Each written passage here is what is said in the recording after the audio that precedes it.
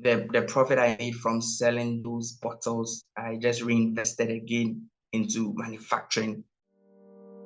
I want to create solutions which help people. Be this person I want to be in the future, I have to follow this path. Seeing their lifestyle, the type of lifestyle that I want. Africa's blank canvas. Paint your dreams. Welcome to today's episode. Today I'm joined by Duncan, the founder of Mr. Neat. How are you doing, Duncan? I'm doing great. Thank you so much. How's your week been, Duncan? Yeah, my week has been amazing. Let's say a bit stressful, but it's been quite amazing and productive as well. That's very nice. That's very interesting. What was happening this week that made you feel productive?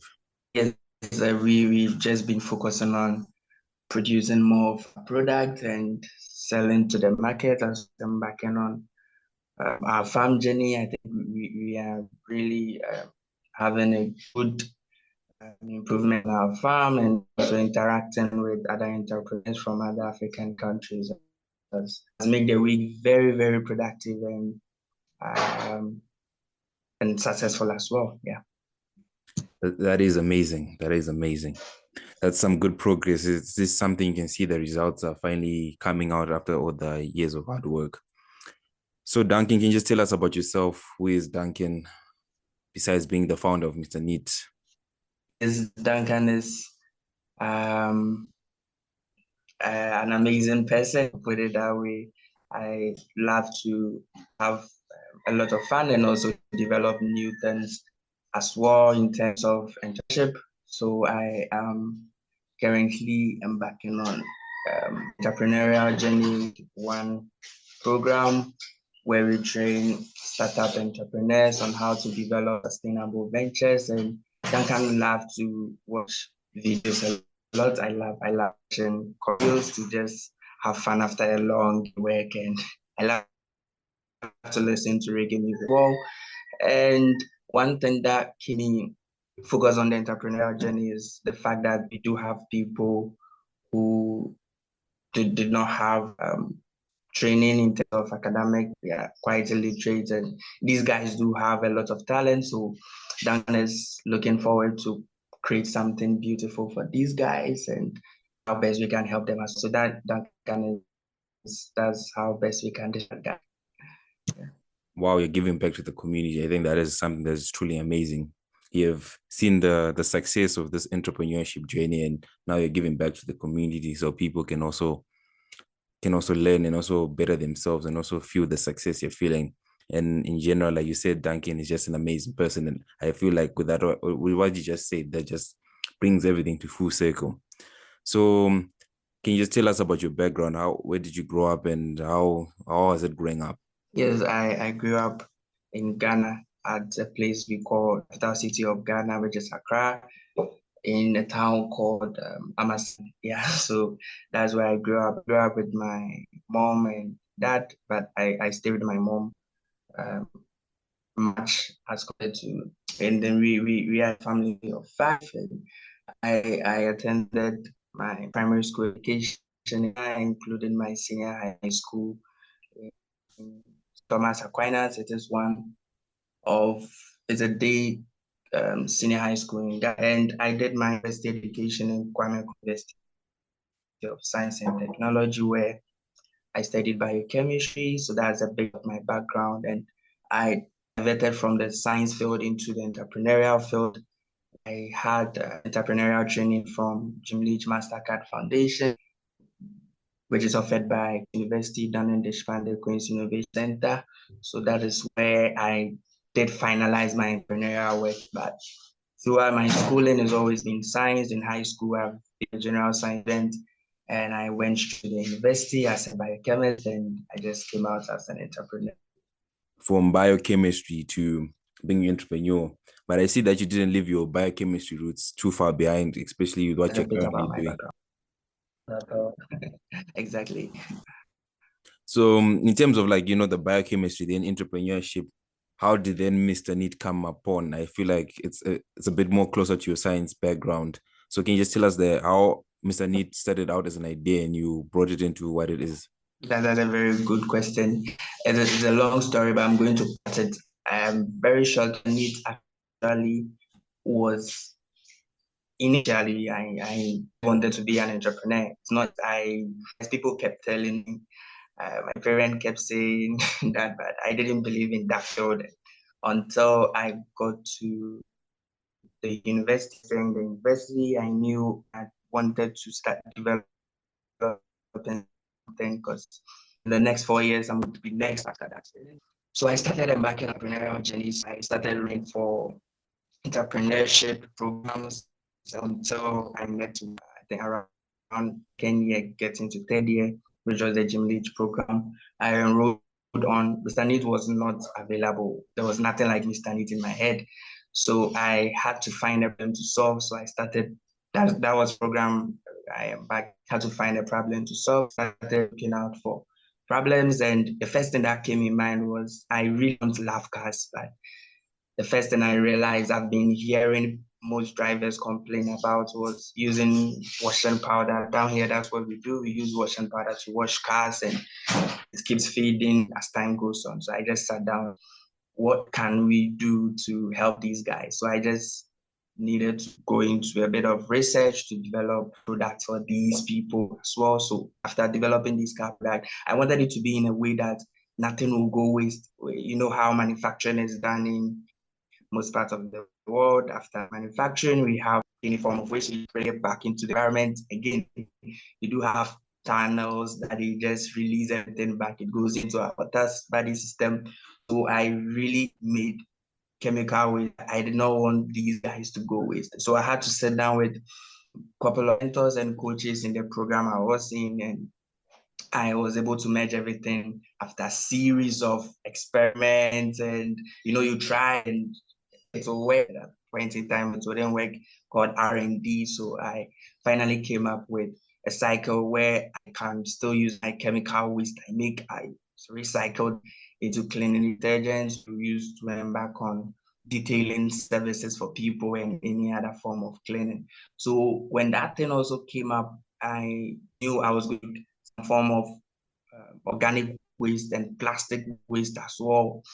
So since aim is not to add up to whatever is in the environment already, I had to still find means to go about making use of the same organic and waste as well. So I came up with a solution of making use of organic waste for agriculture. So I can just process, as a biochemist, I can process it, the organic aspect, into organic fertilizer, which I can use to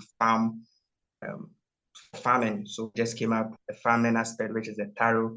And with the plastics, I do sell the plastics to recycling people. So Mr. Needles is making use of everything they generate. And now the farming has been split into Sterling Farm, which we are going to use the organic aspect of the waste we generate as fertilizer for our farm. So, but one thing is that we cannot generate a lot of organic waste from processes. We partner with food vendors and homes and institutions to also give us the waste they make instead of just dumping it to pollute them. And we just go with our crates and dustbins to them, so they just leave the banana peels, the orange peels, the food aspect they make, we just add them, and then we just bring it back to our yard. We process it into organic fertilizer, and we use it to farm taro. Yeah, so the major aspect of Mr. Neat is the car aspect and the taro aspect, which is agriculture.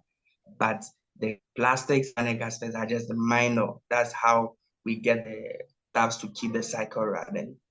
Yeah, so that's how Mr. Nick came up. So I did not have initial funding to start this whole process. I was a student, and my parents wanted me to fund education before anything else, because I could lose focus and start. But I really wanted to start with this project. I really wanted to start. So I graduated from the entrepreneurial program I was in, the Gym Leach Mastercard program, and I got a stipend of 500 Canadian dollars, which started off from there. So I manufactured one product. Mr. Manufactured one product. It was the car wash product. So I remember getting 100 bottles, around 100 bottles. Was it 100? I've forgotten the exact figure, but I got a number of bottles and sold those bottles. After lectures, I just go to car parks and traffic jams. I see them because I know I've been working to institutions. I'm not getting funding. You know how it is, because it was just an idea. And I know this idea can come into reality and be something great in the future. I just worked to institutions. I was still not getting support. So the first I got was in the form of stipend from the Jean Lee Mastercard Foundation. And I just used that to manufacture a couple of products. So I sold the product after lecture. I was still in school by then. I remember I was in second year going to third year. So I just sold them. And the profit I made from selling those bottles, I just reinvested again into manufacturing. So I kept doing that until I was able to generate enough funds, which we based on that as Mr. Need to buy to launch more product lines. So at the end of it all, we were able to generate about 9 product lines, and 9 product lines to be precise. So with 9 product lines, we kept selling them. So at that point, I realized I was in school and I was doing Mr. Need as part-time. After lectures, I just go to traffic jams and sell that to raise funds. So I did that and employed 3 people, including a disabled person. I just employed them to do the marketing for me on Mr. Need, whilst I'm also focusing on school and doing them as well. So that generated enough funds. So we just based on total funds we generated to purchase machineries. I hope you are following the so it started with a thing which was able to produce about 40 bottles. Yeah, I remember 40 bottles of car shampoo. I sold that, reinvested the product profits to launch 9 product more. Then we just reinvest again into getting 3 employees, which we just summarized. We just summed all our profits into getting machineries to start car washing, detailing products, detailing with our own product. So we kept doing the detailing and generated enough funds as well. And we reinvested back into purchasing a piece of land to start farming our taro. So that's where the taro farm came in. So we started executing each part of the need cycle. We call it a need cycle, but the companies are splitted in a way. So that's how we started. So we just reinvested in farming, and now we have the farming, we've expanded the farming, and we kept that until we were able to purchase a piece of land as well to start with our detailing product. So it all started from one point, and then we jumped to the other and to the next. And now Mr. Need is Mr. Need. Today we are still growing. We've not gotten to where we want to get to. We've been able to split our taro farm into sterling farms, so we are still growing. So initially, it was just an idea to institutions. They're not getting support because it was an idea. Until we got a stipend, we based on that to grow. And one funny thing is that I completed a university and had my company already set up. So in Ghana, we have something we call national service. Once you graduate, you have to serve the nation in either a private company or a public company for a year. So since my company was already set, I did my national service in my own company as well. So that's how the Mr. Need journey has been. I know it's a long story, but I had to try to cut it short as possible. Thank you for explaining that very clearly. It was a long story, but I think I got, and I think the people who are listening also got the most of the story, like especially how a small idea turned out to being a whole entire cycle now. Like you said, at the start was just one idea. Then you started building upon until you have a whole entire cycle. You sent me a whole entire picture of what your cycle looks like, from manufacturing to recycling to cleaning to segments to organic manure, and then finally to agriculture, and the cycle repeats itself. And I feel like you have really done it. You have really solidified yourself in terms of positioning and widening your scope in terms of movement. Because as you can see that everything is feeding to the next one and everything is winning in that cycle. So as you talked about your story, I saw that your main focus there was recycling and reducing as much waste as possible. When you're thinking about Mr. Need, it was more about how can we reduce the waste? How can we recycle most of these products? And I think that was a good initiative, because now we got this safer environment now that you know that your products are not really contributing to the damaging of the planet, which I really give you applause for, because not a lot of people think about that when they're doing their designs and all their ideas. They just say, I want to make my money quickly and stuff like that. Now, I would like you to talk more about, when you applied for the MasterCard Foundation or just applying for all those programs. How was it for you? What kind of tips can you give to people who are also like you as an entrepreneur, but they also want to, get the funding from these foundations and these programs which you are available there? How was your experience? What did you learn from it? And what do you think you could have done better? Yes, I always give applause to Village Master Foundation program. It is a program which was on African entrepreneur, recent graduates, and African entrepreneurs, entrepreneurial training for at a free course. You don't pay anything, and then it's online. So I remember seeing that program online. Actually, I was need to give up on studying. I really do remember that because I had worked like just offers from institution. They were writing to. I remember receiving a letter from one minister, which was forwarded to the agency to support that. It was still an idea, and I really understand that because if you are working on an idea and you've not started working on it, people would be afraid to actually support. I really do understand. So I remember nearly to give up, and I just found the Gymnage program pop up. And I was like, okay, let me just try this for the time. And I did try. I went through the entrepreneurial journey. So it is a program that trains to be an entrepreneur problems. And that training, I would say, really helped me to merge Mr. Need of Mr. Need from scratch. I hope you get it. So it is a program that is opened. It is run every year. It's run here. It is opened. Get to around November. You do the application. You just enroll on the program. You start from Explore to Ignite. It's an 8 program. Okay, you start from Explore to Ignite, and finally to launch. When you get to the launch phase, it involves a lot of teaching. When you get to the launch, you just give you stipend to after graduation. Yeah, we give you stipend and you take it from there. And we have a final competition. If you go to the pitch competition, the final one, which I did not make it to the pitch competition, but I based the stipend to grow Mr. Neat to where it is now. And I'll give to my team as well.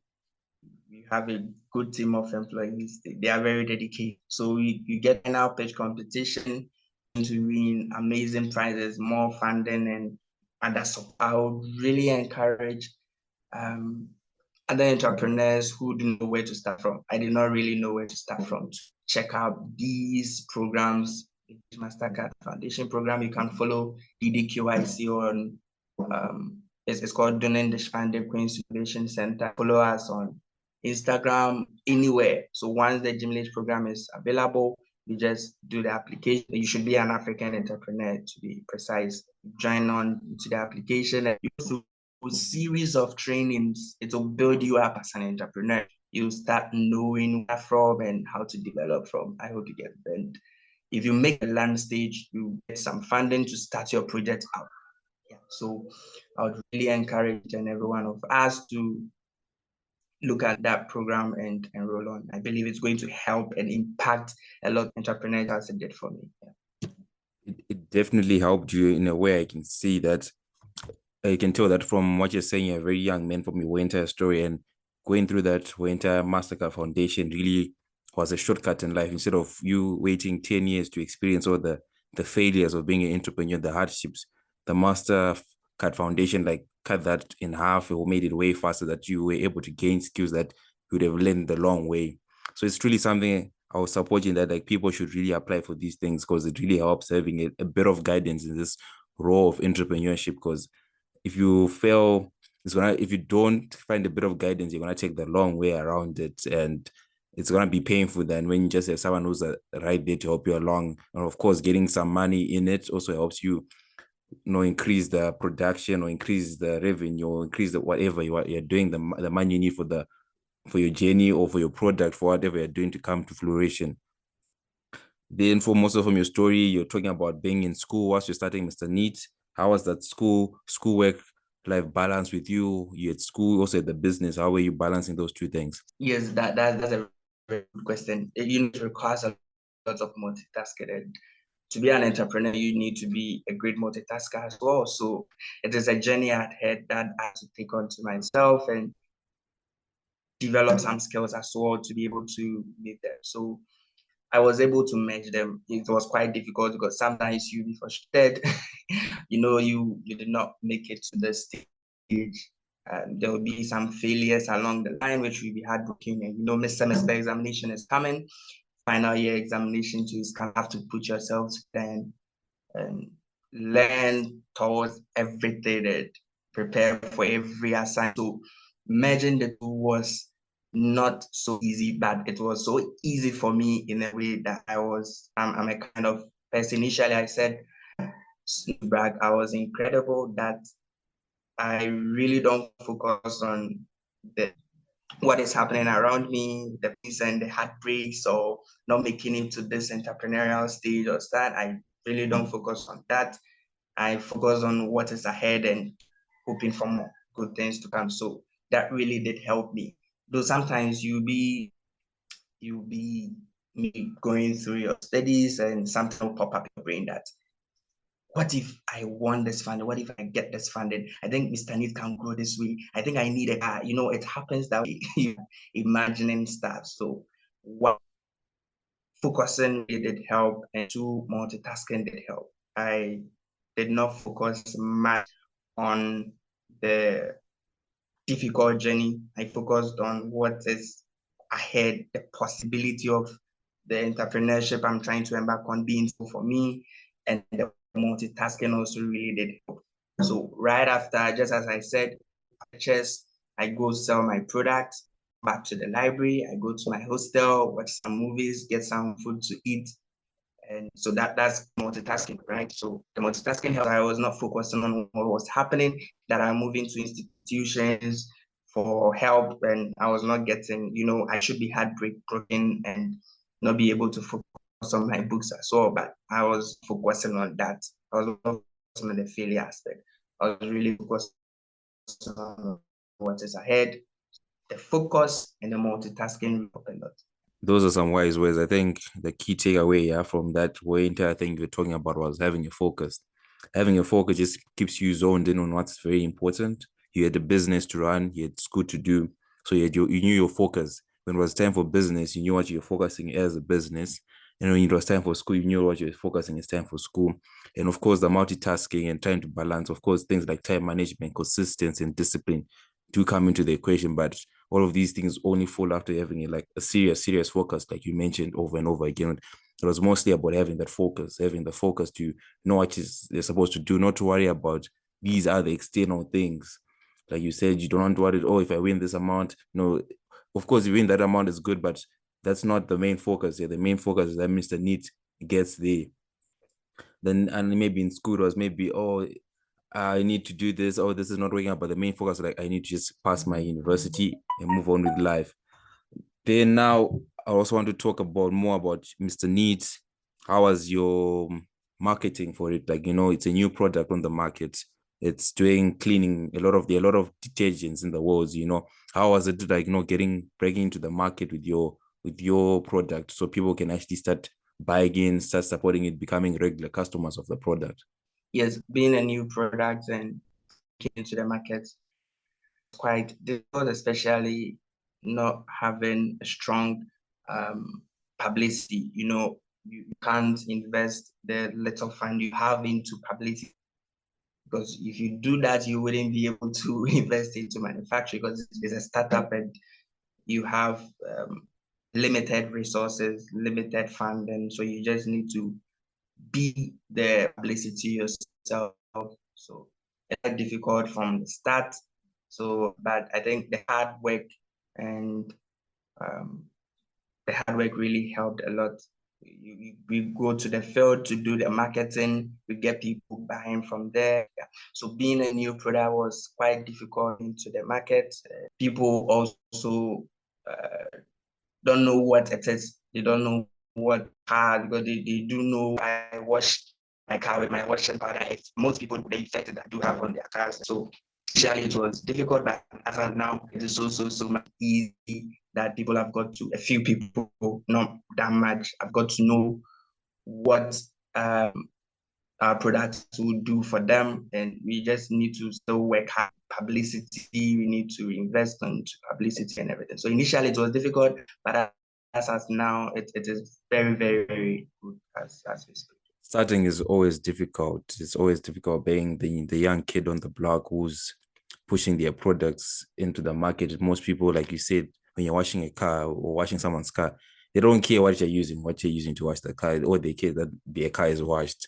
There's no like, oh, what is this? But as time goes on, and as long as you, like you're saying, marketing more and being a bit more public about the things, people do get to engage with you and all find out the benefits of why they should use Mr. Neat until it becomes something they even go to the extent of recommending to their friends and family. So that is something, thank you for saying all those things about, it's very difficult. It's not going to be easy to get into the market, like you said, but as time goes by, it does get better with time. Then again, we're talking about Mr. Neat, a young man in school, trying to balance business and school. He goes out of his way to hire people. How was that now? Like hiring people? Was he also in school? Were the people older than you and the younger than you? What was it like for you to have a small team of yours to be managing? Was it's true someone who's young? The funniest part of it was I forgot to say that I was actually operating in my room. I was doing my bedroom, so I had to sleep on the floor point in time. And you know the pungent smells of most of the raw materials wouldn't help you sleep, and it's like you won't be comfortable in the room. So I was actually doing the manufacturing in my room, and yes, the people were older than me, but it was in a way that I did not actually I was not worried about that they being older. Me, my focus was on getting the impact. So, but the funniest part is they cannot come to my room to purchase the product. So I was actually using an open place. I'll just come with the product. They'll meet at a very beautiful place. It's a coffee shop and a restaurant. Not eat, but I just want to it and tell them we don't have a manufacturing site yet. So this is where I'll continue with the product. Go come to my room to check everything up. So we just get them up there.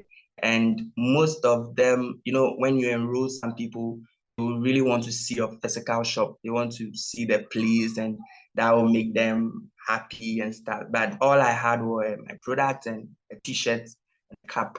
So I had to use these vantage points, these landmarks as my place product, the place you acquire the product. So that's initially it was quite difficult. I have an NGO.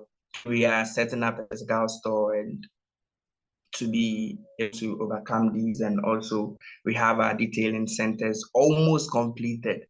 And one thing about this amazing team was that they really did look down on me that this guy is so yeah, you controlling me. No, they really did not. That was the surprising part of it. They really did not look on that. And they were always excited to sell the product because they also got enough profit for it. And you in lectures, or you can call that hello, it's done. So I have to move, where I was far journey. Sometimes I go at dawn, come and product and go back to school to take stop the work. As a founder, as a leader, to also go to the field and sell. And if they don't make sales, sometimes I encourage to just give them strategy on how to go about it. Initially, they did not look down on me with my age, and I did not have a physical place, but they were also loving the fact that their focus was just getting the product to sell, to make some money out of it. That is truly amazing. Not a lot of people are like you, like when you hire someone, they're not afraid of all this order that mean. But for you, you knew what, like you said before, you focused on what the growth of the business. Like for me to grow as a business, I need to hire people. And the people who also came to you, I think, did the same mindset, like Mr. Neat is to something small and we need to grow bigger. So for me to also benefit maybe from salaries and better way payments is this company to succeed, and they're also willing to put in the work. And I think you guys were in sync. That's why it was so smooth sailing. I know, of course, there are other difficult moments and stuff like that where there may be arisement and stuff, but I think in general, you guys were the same and go at the end of the day. So, Duncan, we want to now talk about something a bit more into the entrepreneurial role as we come to a close of the podcast. So, Duncan, can you just tell us about entrepreneurship, the type of mindset it requires? Because this is more, we're looking for more of like advice to fellow Africans who also want to start something of their own. It might not be exactly something like Mr. Neat, but something of their own. What type of mindset or what type of lessons did you learn that you can impact on those people? Okay, so initially as an entrepreneur, therefore you need to be ready to meet times of failures and times of success. You know, the people ahead of us, people started, the Elon, the Marks, they all started from a point, Amazon and stuff, they all had challenges. And as an entrepreneur, you should be ready to face these challenges. And the first thing that will make you be able to face these challenges is being resourceful. Okay, you need to have the problem-solving mindset. You need to have solutions. You need to be a great lead entrepreneur. You need to work as a team. You need to develop, do everything as a team, do away with the bossy aspects, and as a leader, leaders go together and they take advice from people. So as an entrepreneur, you need to get a mentor and coach. So that would really help develop your entrepreneurial mindset. Secondly, you really need to have a multitask ability. You need to be versatile and flexible. You should be able to adapt to change, critiques, whether positive or negative, implement them if possible. If it helps you, then yes, you can do away with it and keep proceeding. You need to have the first point seem like focus, but you really don't need to focus. You need to subtract distraction from your focus to be able to succeed. And remember, the journey is not going to be easy, but you really need to have the spirit of not giving up. Only if you believe in it, know it to work. It's going to be difficult, but the first step is always difficult. As time goes on, everything is going to be easy as you proceed. Yeah. So these are a few tips I'll give to entrepreneurs out there. First, you focus. Secondly, you be a leader, a team player. You be resourceful. You have to be visionary, versatile, flexible as well. All these together would really help you proceed, be a successful entrepreneur.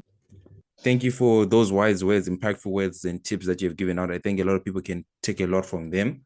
Problem-solving mindset, don't give up, keep on putting in the work, and all of these things are some of the things entrepreneur needs to have. And of course, having a mentor and finding people to follow and look up to is definitely amazing. So one of our last questions here before we get into to the end is on Mr. Neat branding. It's written Mr. Neat, the guardian angel. Why the guardian angel?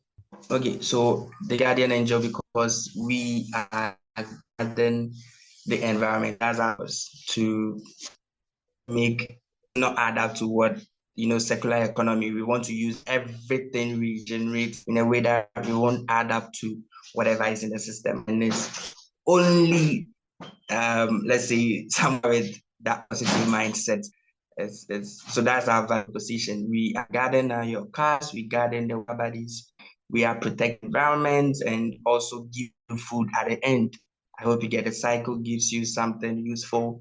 The means of mistakes start with the product aspect and straight into the agriculture aspect where we give you something to eat, food to eat, and we make sure our processes don't add up to problems the environment is already facing. If the environment is supposed to speak, it will be telling you that, hey, I'm going through a lot. Can you guys reduce what you are bringing to me? And you can't speak, and we can see from its reaction.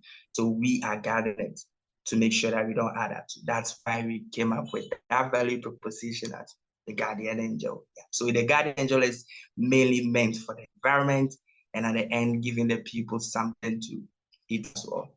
Yes, maybe I can talk about colors as well. The brown and the green. The brown symbolizes and the green is for nature. Nature, leaves and everything is green. So yeah, the brown in our color is for the earth. The green is for nature. And the value proposition being the guardian angel means we are really, really focusing on the environment and the people at large. Truly, Mr. Neat is the guardian angel. You're always looking out for the earth, even the logo itself, the colors, everything means something. And I'm truly happy to see you guys doing what you're doing. It's truly amazing, inspirational, and motivational that someone who was just in university decided to take a leap of faith and just jump on this journey of entrepreneurship to be where you are today. That I can see that Mr. Neat is doing well, and you guys are yet to expand. As you said, that there's 2 more to grow. So can you just give us your social so people can come and contact you? Maybe there are people want to talk to you, get some mentoring, find more about Mr. Neat. Where can they find you? Yes. Okay. So for my personal contact, I am only available on LinkedIn as Duncan Asamoah. You can find me on LinkedIn, but with Mr. Neat social media handles, Instagram. We don't have a website yet. We're still developing. So we are on Instagram as Mr. Neat Company. It's together, Mr. Neat Company. Twitter has the same handle. Instagram, Twitter, and yeah, Twitter and Instagram is Mr. Neat Company, and LinkedIn is Mr. Neat. You just type Mr. Neat, you see a logo, as well as Facebook is Mr. Neat. I think those are the few social media handles we have. TikTok, yeah, TikTok as well as Mr. Neat Company. So we are everywhere, including Telegram. Telegram too, we are there as Mr. Neat. Just type Mr. Neat in letters. You find our Telegram group. You can join some update give up there. And you can also reach us on WhatsApp number +233 5529046. In case you want to send me an email as well, you can send it through mrneatcompany@gmail.com and it will be directed. Once again, thank you, Duncan, for being with us on today's podcast. Thank you for taking out of your time. It was our pleasure hearing your story, hearing some tips about entrepreneurship, how to balance school and business. Thank you for being on the podcast. We wish you all the best. Wish you more success. Thank you so much as well, and all the best to you. Thank you for listening to today's episode. Make sure to subscribe on whatever platform you're listening to. Also, make sure to follow us on Instagram, Africa's Blank Canvas Podcast, so you're always up to date with the latest news. Don't forget to share. That's the only way we grow.